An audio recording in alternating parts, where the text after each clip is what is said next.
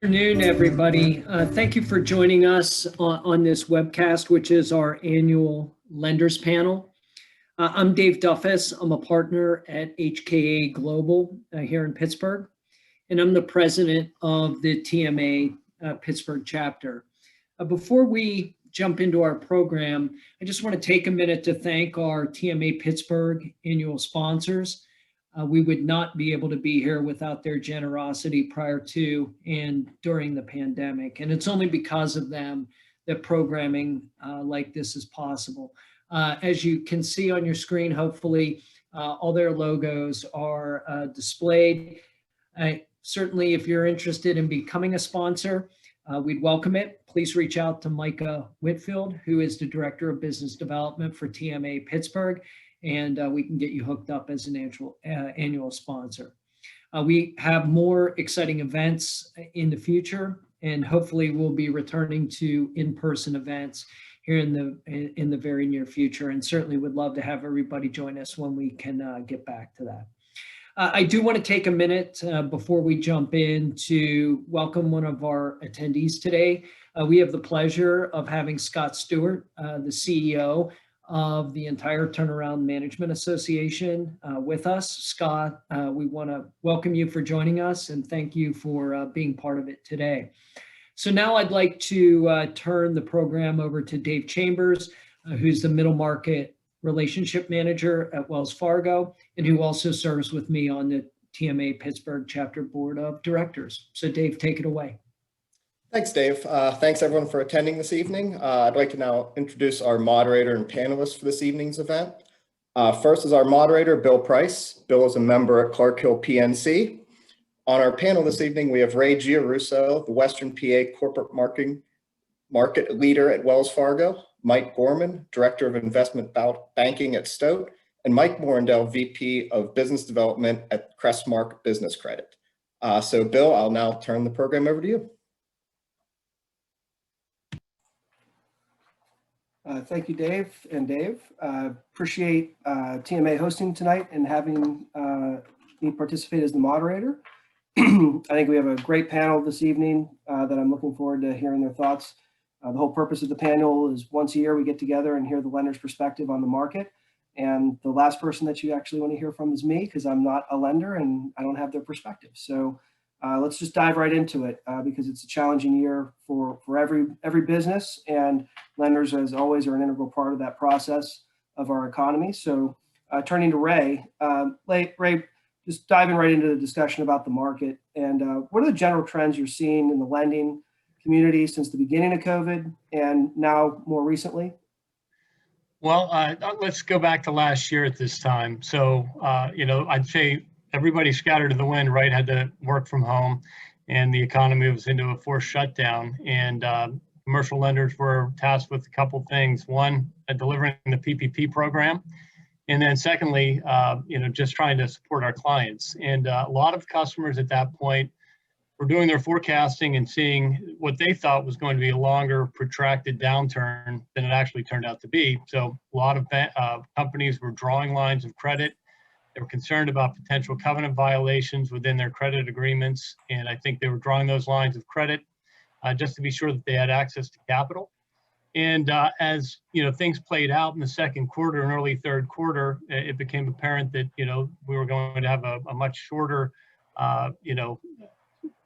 shutdown economy, if you will, and companies began to pay back those lines of credit.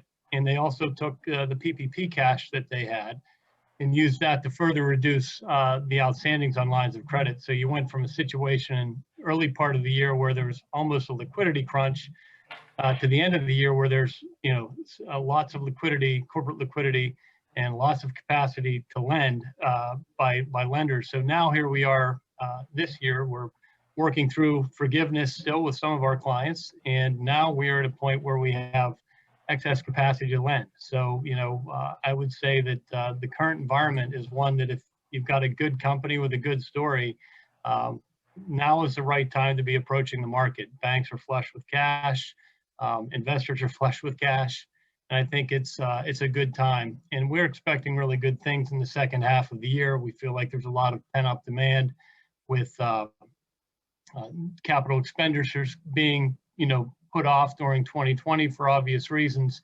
And yeah, we're looking forward to a strong second half of the year. I hope that answers some of the question, Bill. Absolutely. Mike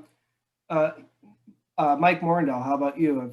What's your perspective over the last year during the basically a calendar year of COVID?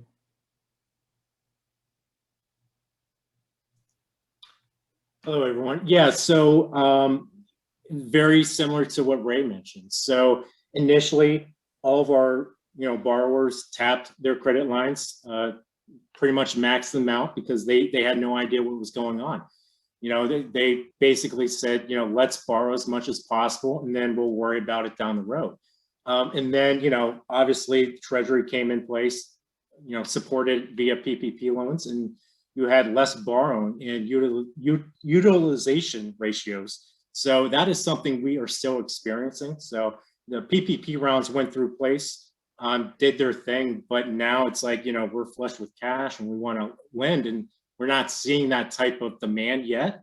I think, probably I would say probably middle Q2, you'll start to see some fatigue in the market. You'll start to see more willingness for borrowers out there to refinance or add CapEx, for example. But yes, it's very similar to what Ray described. Circling back to you, Ray, are you seeing any nuances or differences between our specific region in Western Pennsylvania versus the national trends during the COVID era, or is it pretty much of the same? Well, I mean, Wells Fargo has a pretty broad footprint. Obviously, we're nationwide. There are certain areas where we've got a lot of hospitality and service-related, travel-related industry, and that's obviously been impacted to a great extent. I think that'll probably be, the last part to recover as people are able to get out and get vaccines and return to traveling and doing those sorts of things. So those are areas that have been challenged, and I do think, speaking from our standpoint here in Western Pennsylvania, we're pretty stable. We don't have wide swings. We don't have large swings in real estate values. So our real estate has held up. Our real estate portfolio here has held up very strong. I think in some other parts of the country, you've seen retail-related real estate being a little bit more challenged. And in some of the larger cities, and we're experiencing it here too, to a lesser extent, but in some of the larger cities, with office space being vacated, that I think it's a little bit more acute in other areas. On the flip side of that, what industries are you seeing as a trend during COVID that have been success stories or have benefited from the lifestyle changes and adjustments? Well, anybody related to the construction supply industry has had a good go of things, and anybody who builds things that the consumers have been able to use at home. So those are two areas, and we also have some companies that specialize in putting on events like this with their technology, meetings and online education and things like that. We've seen companies that do that kind of stuff just have obviously extraordinary results during the past year. Quick reminder to all of our attendees, it appears that we have a pretty healthy audience today. Please feel free, and we encourage you to do so, to use the question and answer box. One of our moderators will be sure to point out questions as they pop up, and I'll try to address them with the panelists. So feel free to use that as we work through our prepared discussion. Moving a little bit in a different direction, but as a follow-on to the discussion about trends, Mike Morandell, what are you seeing right now as what you would categorize as the quote unquote willingness to lend? What's the appetite to put money into the market right now by the lending community? Yeah, so I can only speak for the finance companies and ABL lenders out there, but it seems like everyone has an eagerness to deploy capital. So especially the firms tied to a bank. We're flush with capital. Everyone's looking to add assets to their balance sheet. So in regards to pressure on higher returns, willingness to, lend, it's out there. We have certain yields we want to hit internally, but at the same time, we're aggressive just like every other player out there. But you want to be smart about the approach and not set a precedent in the market. So, we're aggressive where it makes sense. But yeah, I mean, we obviously have returns we want to hit. But when you're seeing the way the market acts, especially in this time, we got to be realists. And, you know, the market is the way the market is. So anytime you're in a situation like we're in right now, you'll see a lot of ABL shops pop up overnight. You'll see a lot of funds that want to get into this type of financing, and you've got to be smart about it. And, you know, my expectations on the lending market will be very aggressive, robust.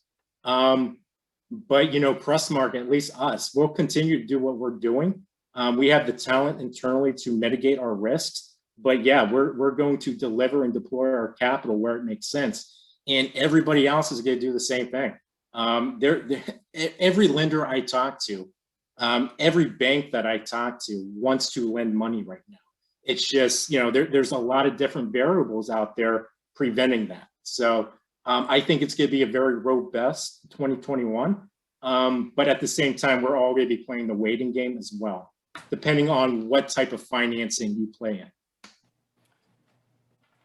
And I do want to get Mike Gorman's thoughts on this as well. But before we head to that, just a quick follow on from a mega bank perspective on Wells Fargo's side. Ray, how are you seeing the purse strings at the bank?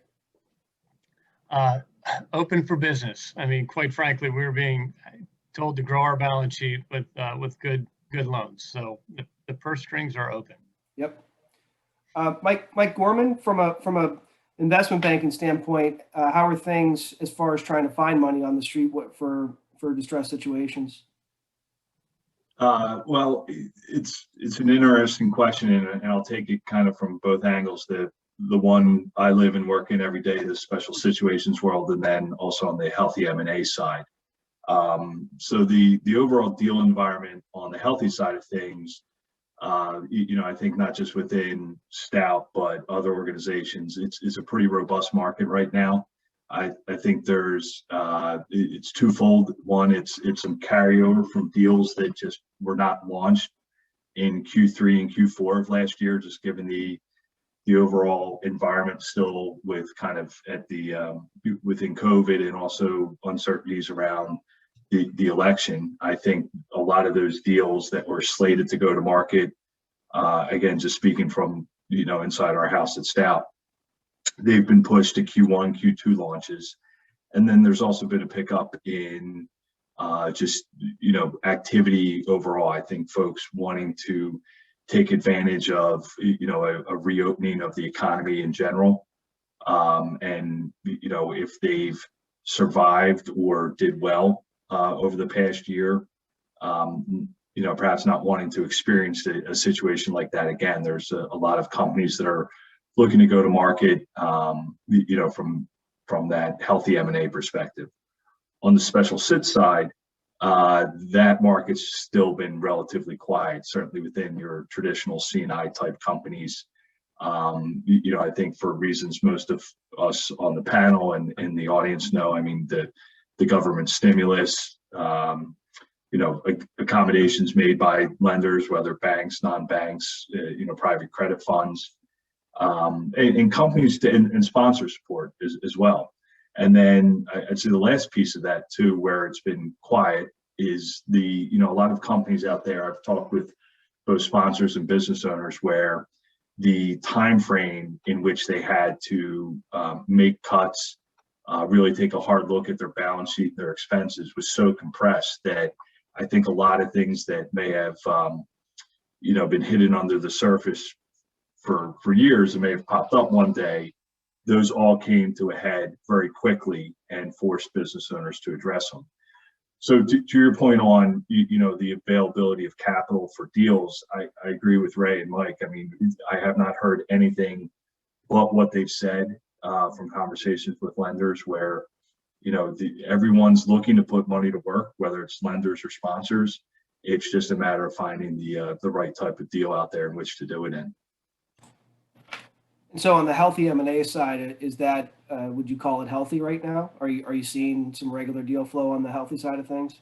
Yeah, we are as a firm. You know, both in terms of deal flow in general, and then in conversations I've had both internally and externally with folks, you know, I don't think the overall market mania and deal multiples has returned to what it was a couple years ago, but I have heard people talking about really premium valuations being put on businesses that did well, and not because of a COVID bump, that their business was able to just survive, or if they did enhance things with if they were able to service their clients through COVID, I would say services or products, those companies are seeing a real healthy premium to their EBITDA multiples.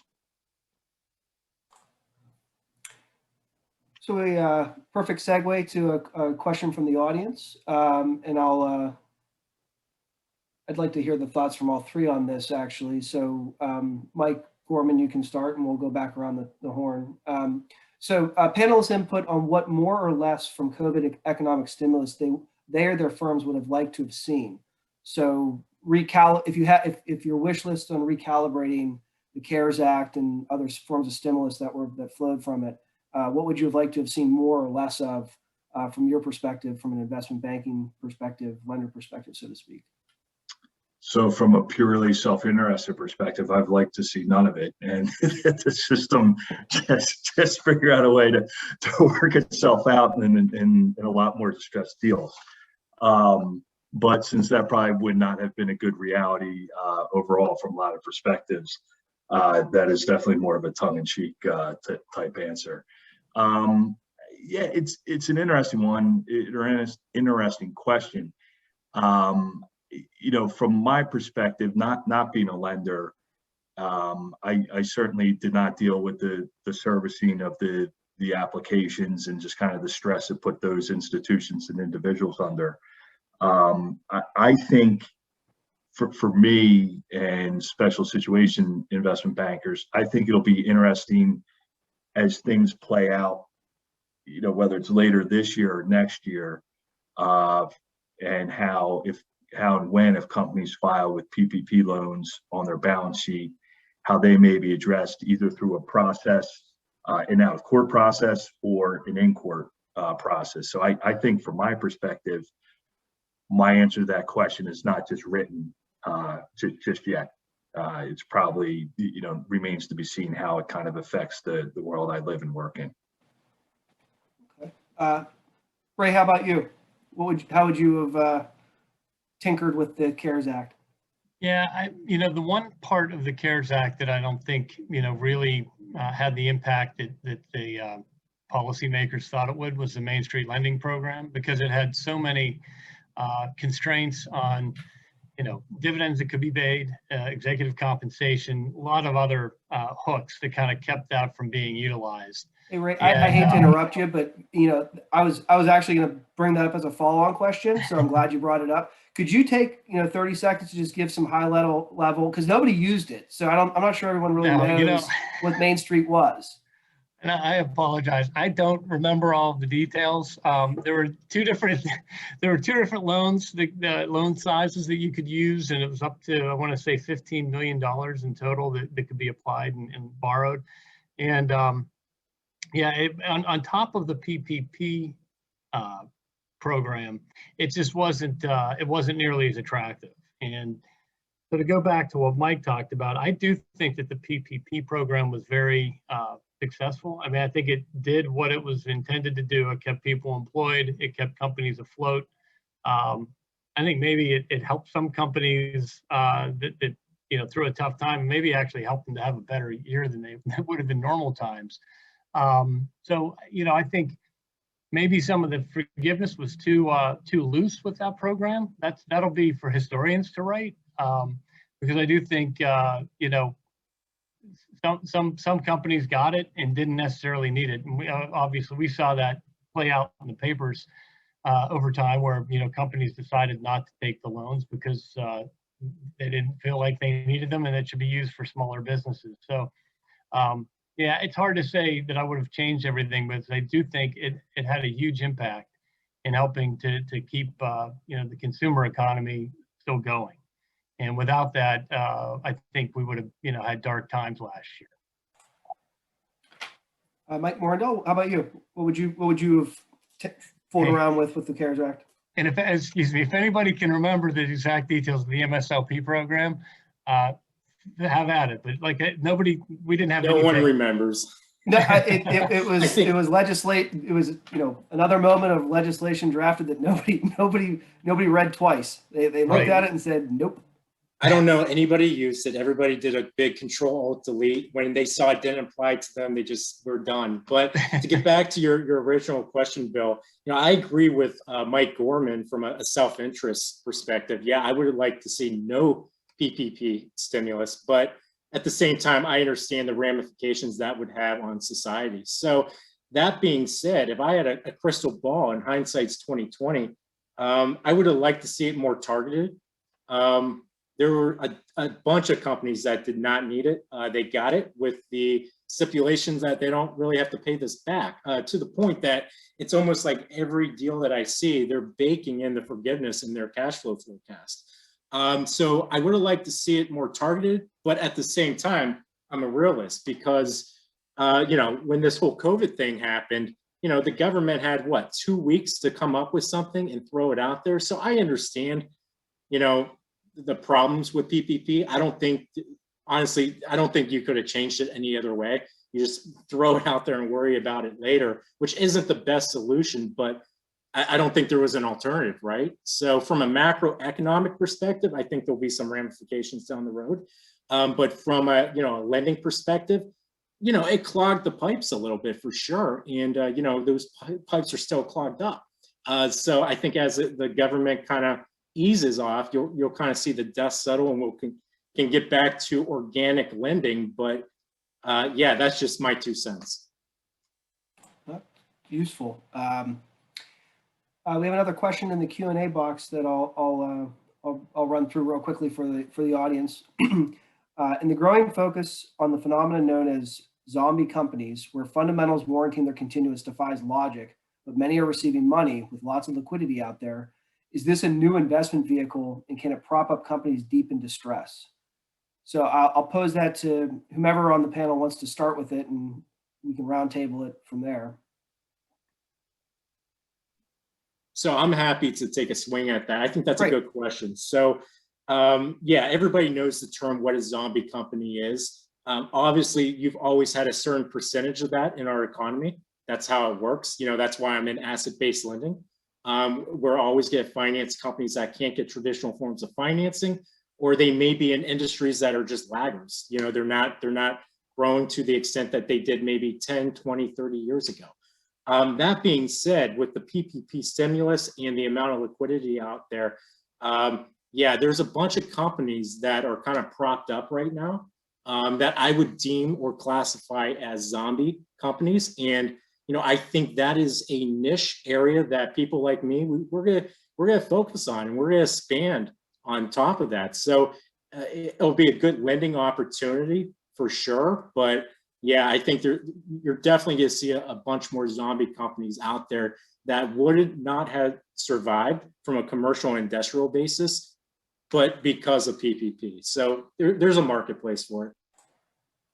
Mike Gorman, were you going to weigh in? Yeah, not much more to add than what Mike Morandell just said, but I think there'll be a dichotomy of those type of zombie companies. I think there'll be some companies out there that they still have a purpose, they still have a reason to be a going concern, and I think the deep value private equity sponsors and strategic buyers will be opportunistic and look to snatch them up and incorporate them into their operations. I think there'll also be part that just, unfortunately just go away. That, probably their death sentence has just been stayed while this government money has worked through the system. I had a conversation many months ago with an attorney that said his client's business plan at the time was to wait for the second round of government stimulus. So I that type of company, I'm not really sure that's a great strategy. So they may be in that latter half of companies that just don't ultimately make it. But I think the these, again, the deep value, the special situations, private equity sponsors, they have been stretching, I think, on some of the deals they've made over the last few years, just in terms of where they've had to put their money. I think as anyone in the virtual audience and in the panel that, it's TMA audience, right? We know that the ACG world has enjoyed, a pretty robust deal flow over the last few years, while those of us in the TMA world have had to scratch and claw a little more. So I think, that sponsor universe will certainly be very active here in the coming quarters.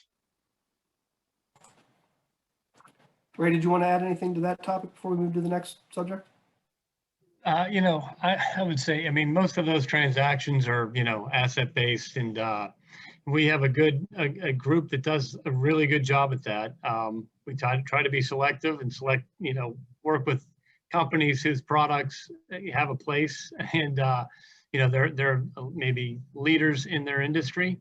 But yeah, we're not taking, companies that are kind of on life support and don't have a great outlook for their product or industry. It's probably, something we're not going to pursue in earnest. So, that's just my thoughts in general.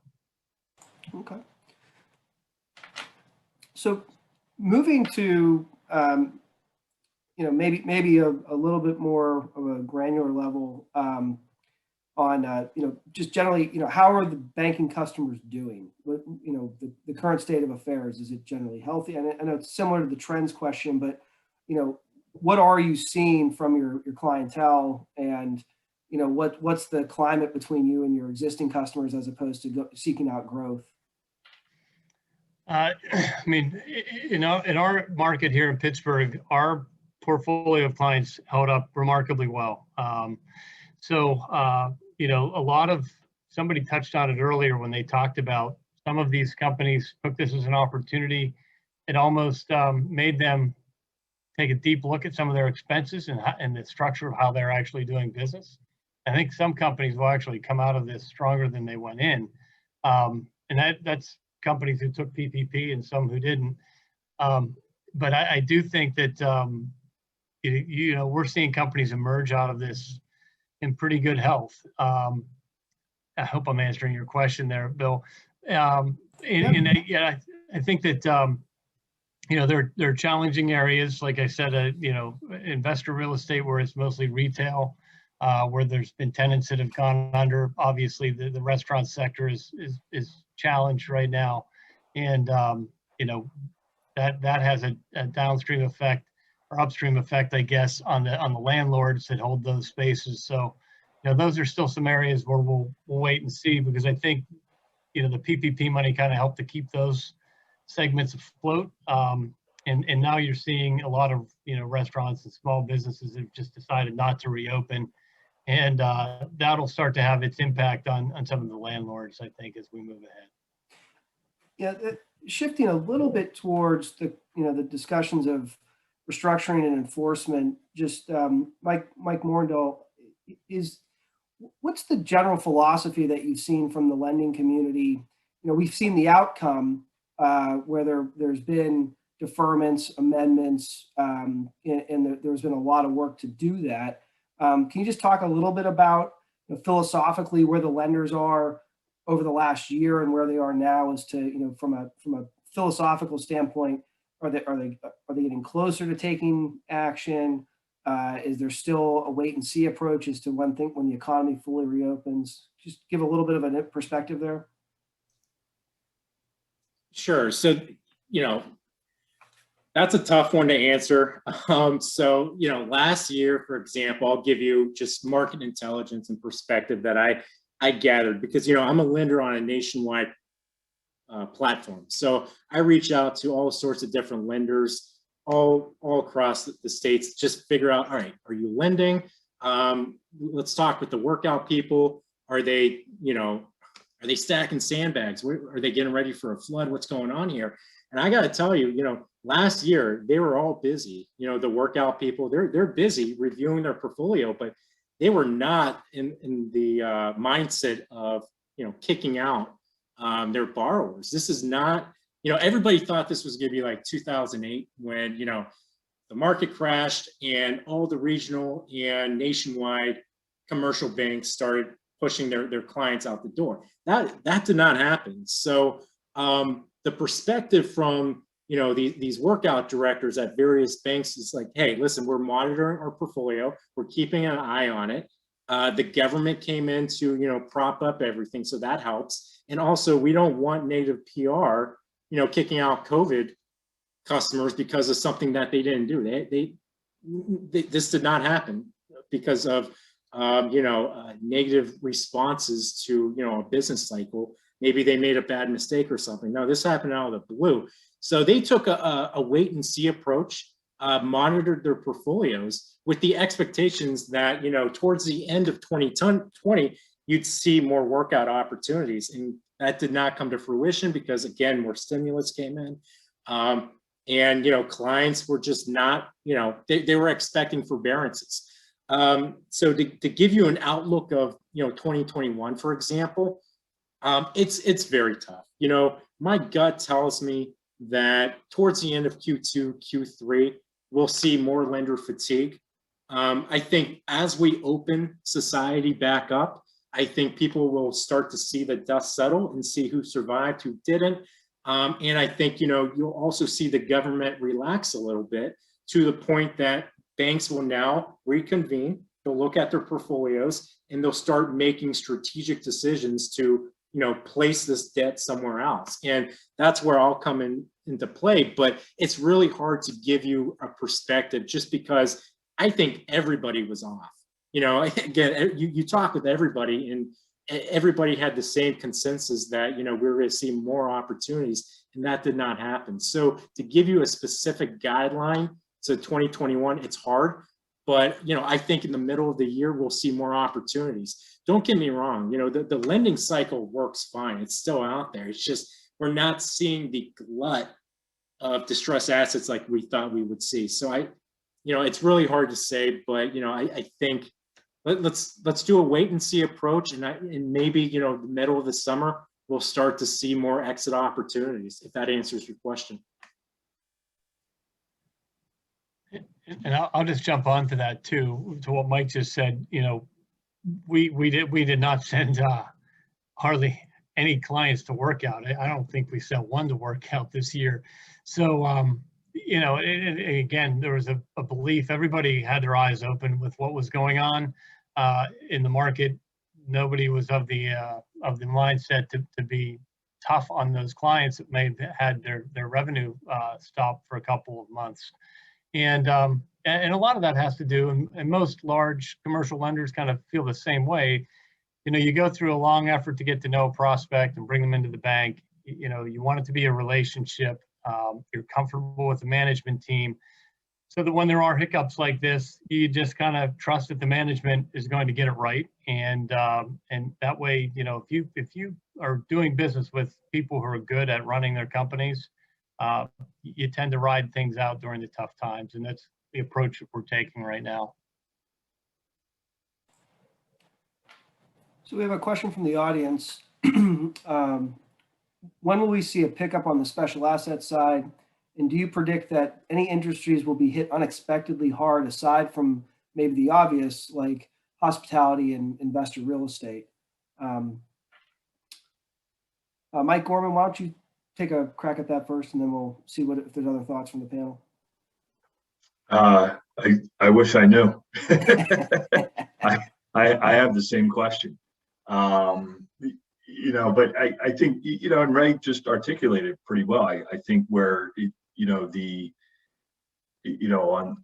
the one hand from, the banks and just lending institutions in general, they've been accommodative in that it's been, for all the reasons he just said. It's, hey, we've worked with these customers, and Mike Morandell touched on this point too, that, this isn't your fault, borrower company, you didn't, you didn't do something wrong, there's no bad kind of business decision or bad management team here in place. It's just something we're all trying to deal with. the comments that were just made moments ago, I've heard them countless times. I've kind of relayed them lamentingly to the folks I've been talking to over the last 3, 6, 9 months right now, after kind of the initial dust settled on this whole past year. So the one thing I have heard from some folks recently is, and Ray may be able to comment to this to a certain extent, is that when the regulators start getting active again, that could be the leading indicator that we may start to see workouts, special assets returning to kind of the more traditional role we see them playing, where they are looking to exit credits. And if they if the government regulators say, well, we said you could maybe not rate these credits or something like that, but we've kind of changed our mind. I think that will start kind of this traditional distress M&A cycle, refinancing cycle. But I think until there's some sort of outside influence like that, or if the rising rate environment continues, and companies just aren't able to at least even service interest, right? If they've gotten amendments where they're on interest only. Until that changes, I don't see much of a change in the current special asset, special sits deal environment right now. I've been continually wrong, I'll admit, on my timing for the last half year plus. So my guess right now is maybe that's a Q3 type event where it picks up, but I don't know at this point.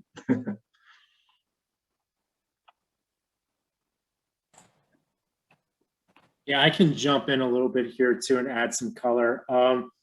Yeah, I don't want to sound like a broken record, but yeah, I mean, I think Mike made a good point. It might be, external pressure that kind of, doubts the hands of some of these banks through, regulators. Maybe stress tests, something like that might be in play. But, to get back to one of your questions, Bill, about industries affected, I think a big one's going to be PPP or PPE, actually. We're financing a lot of companies that are buying a ton of inventory. And, you got to start watching some of these, because there's a lot of players that got into the PPE market who wanted to divest their revenue stream and enter into that market, especially if you had good supply chain connections. And, don't get me wrong, I think, for the next several years, it's going to be a Purell type of environment.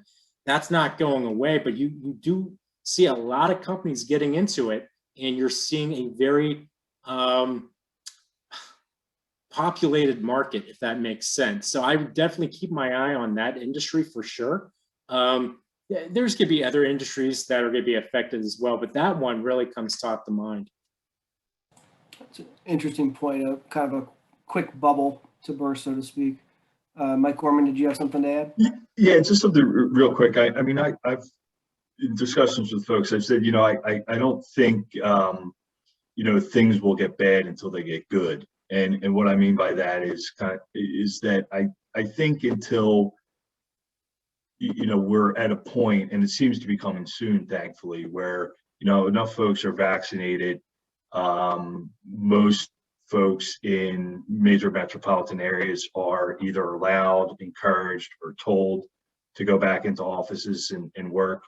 I think we need to see that play out in terms of what industries may ultimately be affected by the past year plus at that point, and what decisions are made or not made by everyone in terms of where they allocate their dollars. So, is this where we're expecting travel to resume, maybe not immediately to pre-COVID levels, consumer purchasing to resume to pre-COVID levels?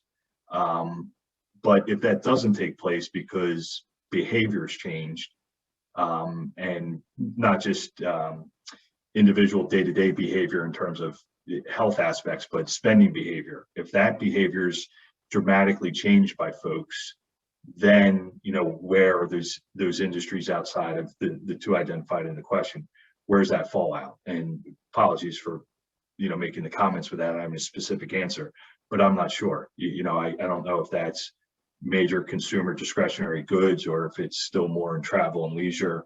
And so I think we're still a few months away from figuring out where industries are going to be hit when we're all supposed to be going back to kind of a February 2019 mindset. So we're coming up with about 15-20 minutes left, and there's at least two topics that might consume all of that. So I want to shift to those to make sure we at least get to them. The first I wanted to touch on was just one of the drivers of economic activity that's so significant at this point is the private equity space. And Mike Gorman, can you touch on a little bit about what that environment looks like right now? We keep hearing about, quote unquote, dry powder, the advent of SPACs and all these other things that are just growing so quickly, capital that's on the sidelines outside of traditional lending institutions. So can you give a little bit of color as to where that stands in the marketplace? Yeah, sure. And then I'd be interested to hear Ray and Mike's view as well, because, they're the ones taking the calls directly from that community. So, I mentioned it earlier, and you just hit on it with the dry powder comment. I mean, the sponsor community does have a lot of dollars it's looking to put to work. I think,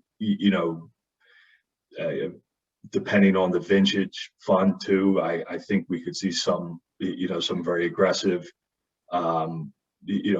buying here in the next year or so from the sponsor community. The last year, probably call it April through August, no deals. The only deals that my conversations have had with folks that were getting done were deals that were started and for the most part under LOI prior to COVID. No new deals, and certainly if anything was in process, prior to kind of a management presentation stage was put on hold. So there is a ton of pent up demand, and I would think, but again, Ray and Mike would know this. I would think that the sponsors have been probably pretty aggressive in talking with their lenders. The rate environment's still very favorable for them to put that capital to work in the deals they're doing. Yeah, for sure. I mean, we saw, a couple of our clients sell in the past year, and late in the year, deals that came together late, kind of contrary to what Mike mentioned with them, most of the deals that closed last year were ones that were starting to bake before COVID hit. But we had a couple, from, August on that came to light and closed by year end. And a lot of, there's lots of demand, there's a lot of capital, I guess, and they're demanding good opportunities. And there are a number of sponsors that we work with, especially in the capital and our, capital finance, technology finance team. And they are looking for opportunities to buy in. So I think it's going to be a pretty robust marketplace there. And, higher multiples, bidding wars, that kind of stuff for the right product, or right company. Mike Morandell, any Yeah, thoughts? so I don't have much to add on top of what Ray just said, but yeah, I mean, listen, everybody's got capital to play around with, and these funds and firms are looking for good opportunities. Everybody's looking for discounts, so that is definitely in the market. Just speaking with everybody and gathering that intelligence. Additionally, I tend to work with a ton of turnaround private equity firms. And, they're still looking, they're being aggressive, but they're also being smart about their portfolio, to the point that they're talking to me and, we're getting ready for, game day down the road. What happens when, somebody in their portfolio trips a covenant?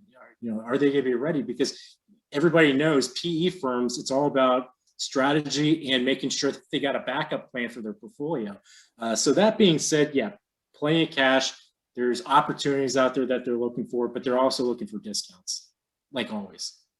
So to that end, before we move on to the next topic, certain industries that got hit really, really hard during COVID, like airline, that have supply chain disruption right now, is that an area where you could see some healthy distressed M&A coming up, or any other spaces that, really got smacked with, their own industry issues and then got COVID, total disruption? Any other industries to look to, like aerospace or airline?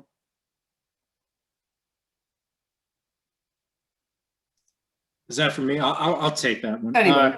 Yeah. So in regards to, clients who play in the, it could be tier 1 through tier 3, if there's some type of supplier for industry, there's going to be opportunities there, especially if you have cash, because these industries are coming back, all right? And these companies are good opportunities because, again, they buy it based off of discounts. So if you have cash and you're willing to take a long-term objective to it and not just collect your fees and all that and then get out immediately, then you have good opportunities here for appreciation down the road. That's my 2 cents. Well, I think we have enough time for maybe 2 topics. I definitely want to touch on LIBOR first, and then if anybody had thoughts on the subchapter 5 bankruptcy amendments in the CARE Acts that we can try and touch on with our last few minutes. Also, if there's still enough time, if anybody from the audience would like to add a question, we can certainly try to address it with the few minutes we have left. But turning to LIBOR, who wants to tackle the status and what it all means right now with the LIBOR situation? I guess I'll lead off since I'm with a large bank. Okay. Yeah, so I mean, we've been talking about it for years, and it's finally here. The can had been kicked down the road a couple of times. It got pushed out again last year because of COVID. There was enough on everybody's plate. They pushed some of the deadlines back, but basically LIBOR, due to some of the scandals, 6-7 years ago, is being replaced with SOFR, which is a secured overnight financing rate. Managed, out of the we have our own here in the United States. It will be replacing LIBOR. We have a stop sell with LIBOR. All the major banks do by the end of the year. Some of them, some of the lesser used terms for LIBOR or will fall away in June and then in September. But by the end of the year, we won't be issuing any new loans with a LIBOR as its base. We'll use SOFR. And, as a result of that, we're keeping attorneys busy, amending loan documents and putting in, the new language. Most of that's been addressed over the last couple of years as credit agreements have been open. We put SOFR fallback language into the document. At the end of the day, I think it'll be, the borrower should be paying about the same rate that they were with LIBOR. Spreads will stay the same. There is a risk premium that gets added to LIBOR, and on a 30-day, on the to the SOFR rate to equivalent it to LIBOR, the LIBOR base. But 11 basis points about that right now for the 30-day LIBOR, which is the most common benchmark rate. So we have all kinds of publications that maybe we'll share them if people are interested. Maybe send out links to the TMA that can be shared. But there's lots of reading to do, lots of detail out there. If you look around and Google, you'll find more than you could ever imagine. But that's how we're approaching it. It's kind of it's just something we've worked up to for years. Okay. Either of Mike's, do you have additional thoughts on LIBOR? Or? I don't, honestly. I don't use LIBOR. I use good old American Prime. Obviously, I see a lot of clients who are coming from a LIBOR situation, but at the end of the day, they don't really care how the sausage is made. If you explain to them their yield, how it works, it's the same thing. So that's kind of where I'm at. Okay. Yeah, I'll be more concerned for my clients on what's added to SOFR than what's in front of it, whether it's SOFR or LIBOR. Are there any additional questions? Are there any additional questions from the audience? We're coming up on closing remarks, so I just want to make sure if anybody wants to ask a final question. It's great panel insights on lender perspective. So calls for last question. Well, seeing none, from where I'm sitting, I thought it was incredibly insightful perspective from all three of you. I learned a lot about where things stand with the market today and what we've gone through over the last year. And I think it'll be a pretty good guidepost and good predictors for what we can expect over the coming year. Did any of the panelists have final thoughts that you want to share with the audience before we turn it over to Dave Chambers? No, I just wanted to say thank you for the opportunity to let me bloviate. Hopefully everybody, got some use out of what I said. It was nice sharing the panel with the two mics and you, Bill. And thanks to the TMA for having me on. Appreciate it. Thank you. Mike Gorman? Yeah, I just echo that. Appreciate the opportunity and thank everyone that tuned in and hopefully, there was some value of what I said to someone this afternoon, but thank you very much. Thank you. Mike Morandell, final word?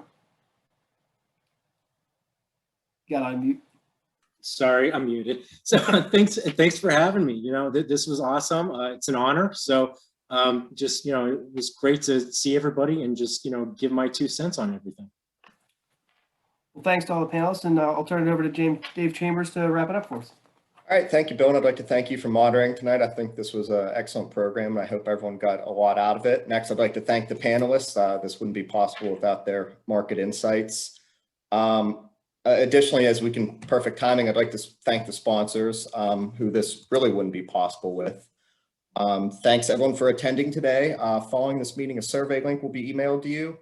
Your feedback is greatly appreciated as we move forward, because I think, unfortunately, we're going to be stuck with virtual events for at least the time being, and the next one will be April 22nd. So please stay tuned to your emails, and everyone enjoy the rest of your evening.